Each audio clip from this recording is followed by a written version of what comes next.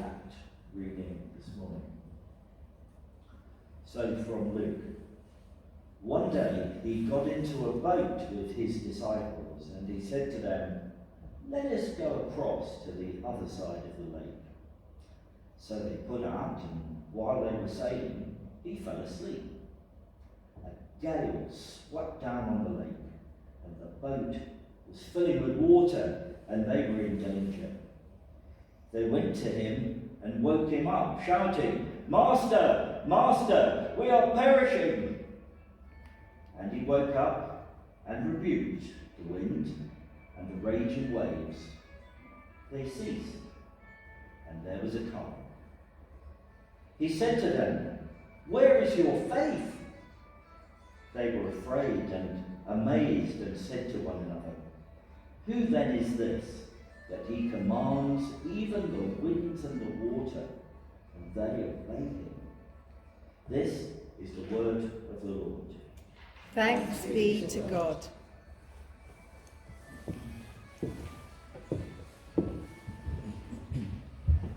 Do you need to answer that? It could be important.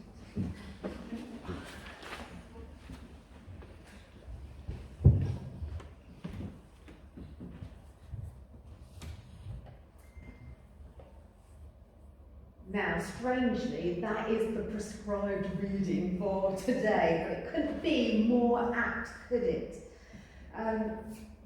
Some of you, I know, knew that I went on holiday just a couple of weeks ago. We were lucky enough to go to Tenerife, and it was exactly how you imagined it. Beautiful, lovely sunshine. And this was the first time Mike and I have been on holiday without our now grown-up boys. So we decided that we'd do a lot more things that we wouldn't do with them. So we booked in lots and lots of trips. And Mike loves sailing. He spent all his childhood on the Norfolk water, which is obviously ice and cold, not like Tenerife. But I am not a good sailor. And we decided that we would go on this boat trip, and it was fantastic. It was a lovely, lovely trip. There was only 7 of us on this tiny little sailboat.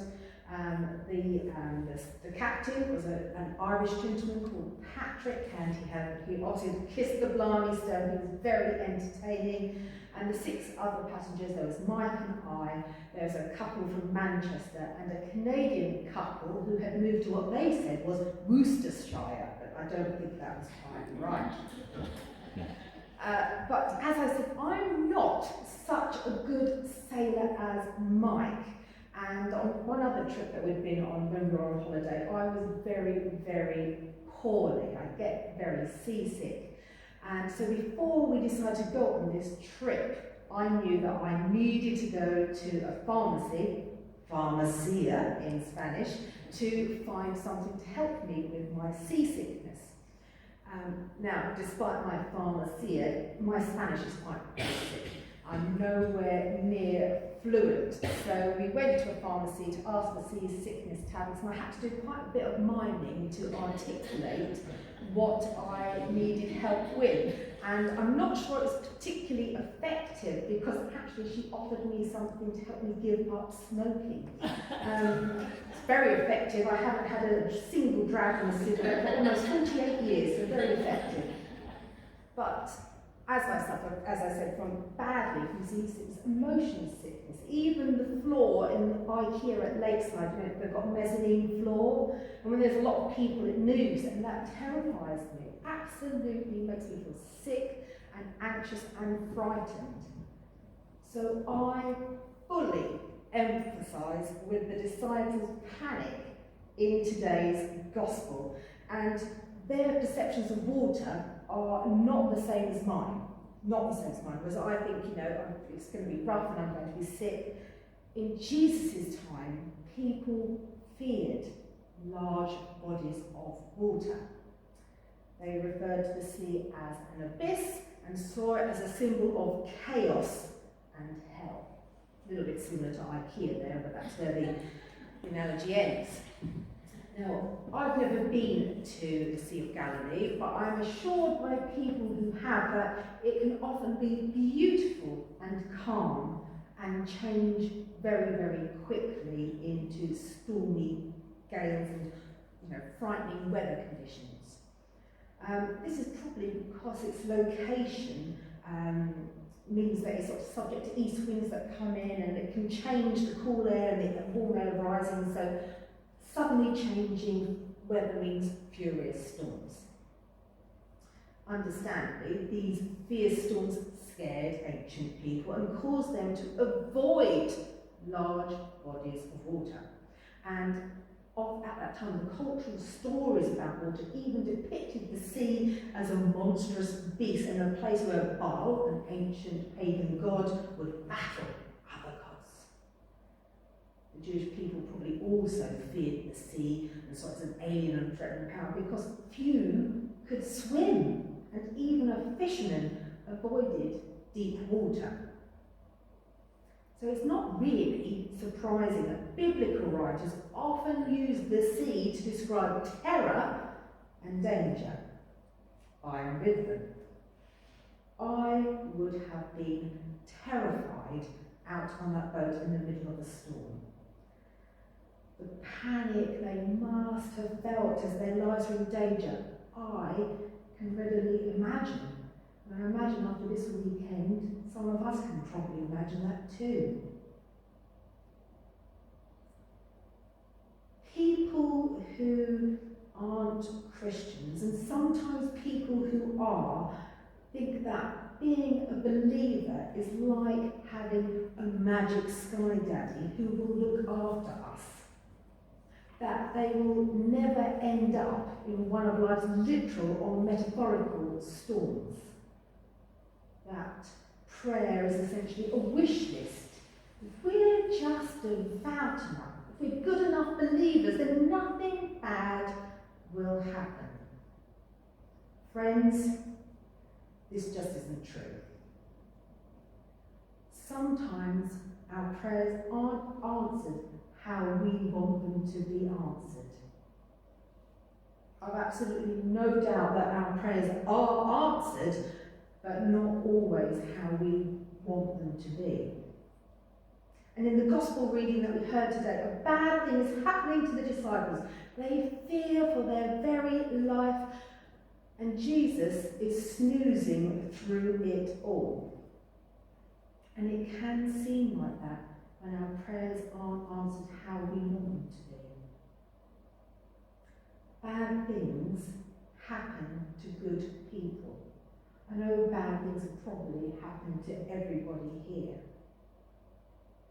We might ask ourselves, where was God in the pandemic? Where is God when innocent people die in storms?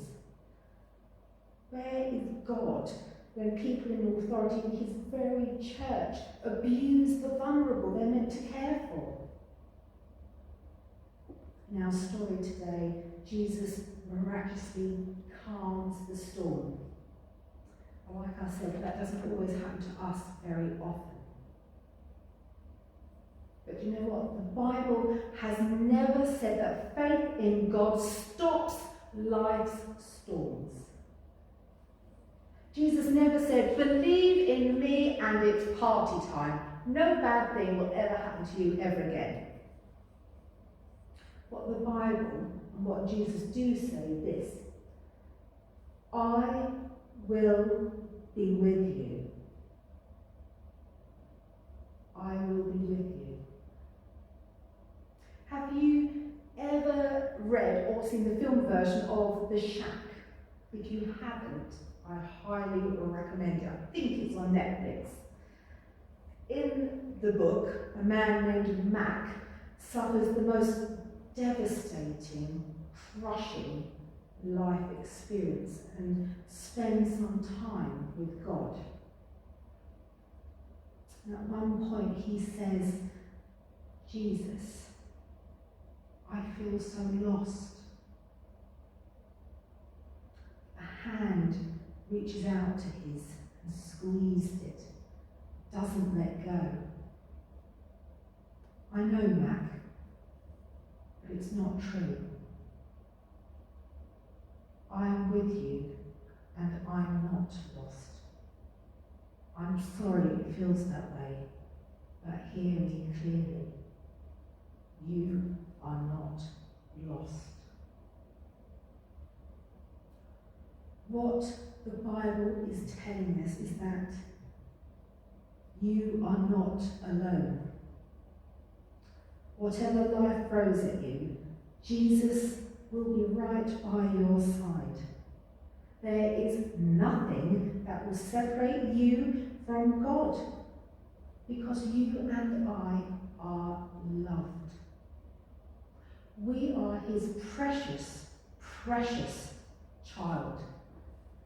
He knows all of our fears, all of our desires, the things we're proud of and the things we're ashamed of.